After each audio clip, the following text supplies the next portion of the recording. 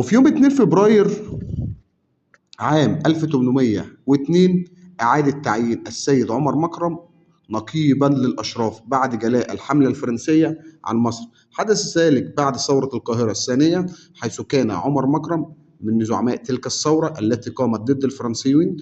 فلما خدمت الثورة تم تغميد اضطر إلى الخروج بره مصر حتى لا يقع في قبضة الفرنسيين. لذا عرفوا أنه أحد زعماء الثورة.